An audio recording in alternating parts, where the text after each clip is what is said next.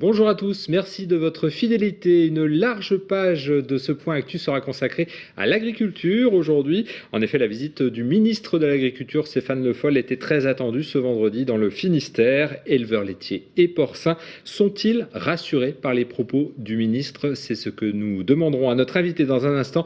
C'est Pascal Prigent, vice-président de la Chambre d'agriculture du Finistère. Mais tout de suite, l'actualité de ce vendredi 19 avril 2013 dans le Finistère. Et c'est donc l'image du jour, la visite du ministre de l'Agriculture, Stéphane Le Foll, qui était dans le Finistère ce vendredi. La journée a commencé par la visite d'un élevage porcin au Drennec, suivie par une table ronde à Plabennec et enfin l'inauguration du site Savéole Nature à Guipava. Retour sur cette journée avec Julie Sicot et Sophie Lecroisier. Stéphane Le Foll, ministre de l'Agriculture, a commencé sa journée dans une exploitation au Drennec. Le lait d'un côté, les porcs de l'autre, deux filières en difficulté dans notre département. Et il n'a pas fait le déplacement pour rien, il a emmené avec lui quelques centimes d'augmentation pour les producteurs laitiers. Et on souhaite vraiment que pour la question du prix du lait, dès avril, sur mai et sur juin, sur ces 3 mois, il y ait une revalorisation, je le répète, de 25 € pour les 1000 litres, appliquée de manière sur l'ensemble des produits laitiers, et avec produits lait de consommation à 30 € et produits lait transformés à 20 € pour les 1000 litres. En clair, le prix du litre de lait est revalorisé de 2,5 centimes d'euros sur 3 mois. La demande était 40 € des 1000 litres. 40 € des 1000 litres, c'est 4 centimes du litre. Donc voilà, donc le compte n'y est peut-être pas. Mais c'est une avancée quand même si c'est véritablement répercuté chez le producteur. Autre grand dossier, la filière porcine. Le ministre de l'Agriculture appelle les consommateurs à acheter de la viande française.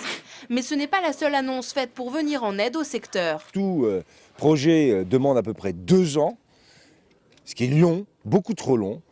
Et si on veut accélérer ça, dans le cadre du choc de simplification qui a été présenté par le président de la République, de faire en sorte qu'on puisse redonner, avec ce double objectif, cette double performance économique et écologique, de la souplesse et de l'espoir à une filière aujourd'hui qui vit dans le doute. Une journée particulièrement calme alors qu'on connaissait les agriculteurs plus virulents. La visite s'est poursuivie par une table ronde. Tous les acteurs du monde agricole étaient représentés. Pascal Prigent, bonjour. Bonjour. Vous êtes éleveur laitier à Plougonvin, près de Morlaix, et vice-président de la FDSEA à la Chambre d'agriculture du Finistère. La rencontre avec le ministre a-t-elle débouché donc sur une proposition concrète, les 25 € d'augmentation par 1000 litres de lait? Est-ce que c'est satisfaisant? Satisfaisant, ça n'est jamais satisfaisant dans la mesure où ça ne correspond pas tout à fait à nos attentes. Par contre, bon. Vous demandiez combien? On réclamait 30 € des 1000 litres, donc 3 centimes. Bon, on en est à 2 centimes et demi du litre. Donc, sachant quand même que bon, c'est une annonce gouvernementale. Donc, maintenant, il faut que ça aboutisse réellement jusqu'à nos factures de lait, je dirais. Justement, d'où, dans votre exploitation, vous avez 120 vaches laitières. À combien revient un litre de lait chez vous? Aujourd'hui, disons que les coûts de production ayant explosé par rapport à l'augmentation des matières premières, du coût des matières premières, aujourd'hui, le prix moyen dans les élevages laitiers, en prix de revient, on est à 400 €.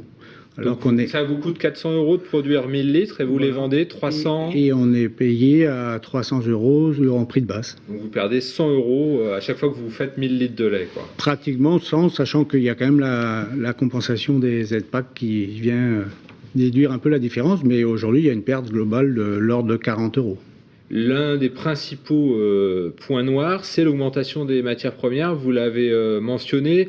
On a relevé quelques prix, notamment sur le soja et le maïs. Ce sont des augmentations très importantes que vous avez connues ces derniers mois. On le voit, 280 la tonne à 420 la tonne en un peu plus d'un an pour le soja, et puis plus 60 € la tonne pour le maïs. Quelque part, pourquoi les vaches ne peuvent pas manger de l'herbe? Disons que c'est la solution, non? Ce serait peut-être la solution. Le problème, c'est que de l'herbe, aujourd'hui, on a quand même un gros problème. Au niveau de notre élevage, c'est vrai qu'on est très dépendant de la protéine végétale que l'on ne produit pas forcément sur nos élevages.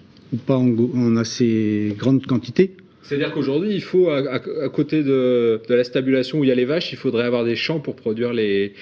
Tout à fait. Enfin, je pense qu'on y travaille hein, aujourd'hui dans l'évolution de nos assolements. Il y a la mise en place de parcelles de luzerne, il y a des choses comme ça qui sont expérimentées quand même pour réduire justement l'approvisionnement extérieur. Alors vous aviez déjà obtenu 20 millions d'euros dernièrement, après de violentes manifestations à Quimper et à Morlaix. Est-ce que c'est suffisant pour passer la crise? C'est vrai que 20 millions paraît une somme importante. Je dirais que ramener sur un élevage, c'est un montant qui est quand même concentré sur les récents investisseurs et les jeunes à l'installation. Donc il y a beaucoup de conditions pour toucher. Il y a pas mal de conditions et puis elle est plafonnée, je dirais, à 1 000 euros par élevage, donc c'est pas ça. On peut pas avoir plus de 1 000 euros. Quoi. Voilà. D'accord. Donc la question du prix, ça semble récurrent. En 2009, il y avait déjà eu une crise, il y avait déjà eu un coup de pouce. Est-ce qu'on peut maintenir une filière d'élevage comme ça sous perfusion ? Non, c'est justement, on attend autre chose de la filière et je pense qu'il est temps que toute la filière, que ce soit le maillon production mais également le maillon transformation, se mettent autour d'une table commune pour établir un plan d'action pour les années à venir, sachant qu'on est sur un marché qui se libéralise, donc il va falloir se mettre en ordre de marche, je dirais. Très rapidement, c'est moins votre rayon. La filière porcine s'est mobilisée ce jeudi à Landerneau, près de 500 participants à une réunion publique. Des doléances ont été remises au ministre de l'Agriculture. Est-ce que vous avez le sentiment que la filière porcine a été écoutée aujourd'hui aussi par le ministre ? Il faut espérer. C'est vrai que la situation, elle est quand même dramatique. Aujourd'hui, l'élevage qui a été visité, quand même, est un élevage de 200 truies naisseurs engraisseurs. Il nous annonçait quand même des pertes de 10 000 euros mensuels. Donc, ça ne peut pas continuer. Après, je dirais que c'est tous les outils d'abattage. On parle de l'outil-GA d'aujourd'hui. En termes d'emploi, ce serait catastrophique que ces outils-là ferment. Donc tout ça est dû justement à une baisse de la production et à des outils de transformation qui ne tournent pas à plein régime aujourd'hui. Pascal Prigent, merci beaucoup de nous avoir accordé ces explications. Et puis on apprend aussi que ce vendredi, justement à la table ronde, vous étiez assis à côté de Jean-Charles Doux, le fils de Charles Doux, qui remplace son père donc au poste de PDG du groupe Doux, le groupe volailler de Châteaulin. On poursuit avec notre chiffre du jour et c'est 3 000 euros. 3 000 euros pour les sauveteurs en mer du Guilvinec. Et la somme vient de loin. En effet, c'est un don du Qatar et de la société EADS. L'ambassadeur du Qatar n'a pas hésité à faire le déplacement en Finistère et à embarquer sur le canot de sauvetage des sauveteurs finistériens. Une visite suivie par la caméra de Julie Sicot et les commentaires de Xavier Patrijon. C'est une visite un peu surprenante qui s'est tenue ce jeudi au Guilvinec. Le Qatar et le groupe EADS ont décidé de décerner le prix de la solidarité à la SNSM du Guilvinec. L'association fait partie des 25 organismes heureux élus dispersés sur la France. C'est pour promouvoir les valeurs des solidarités et des fraternités qui unissent le Qatar et la France. Et aussi, c'est une démarche qui s'inscrit dans la continuité, la relation qui liait le Qatar avec la France. 200 000 euros sont dédiés à ces 25 prix de la solidarité, dont 3 000 euros qui ont été versés à la SNSM du Guilvinec. Une somme destinée à des achats concrets, et pour la SNSM, c'est une bonne action, mais peut mieux faire. Le Zodiac vaut 5 900 euros, donc on pensait qu'ils auraient pris la totalité. C'est surprenant qu'ils viennent jusqu'ici pour nous, mais bon, on est heureux, mais ça nous surprend.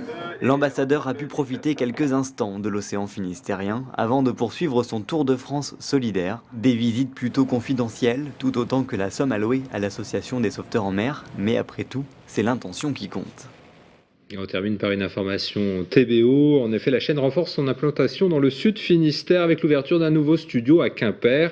Un moyen de mieux couvrir le sud du département, comme l'a expliqué Hubert Coudurier, le président de la chaîne, et Bernard Poignant, le président de Quimper Communauté, au micro de Christophe Boucher.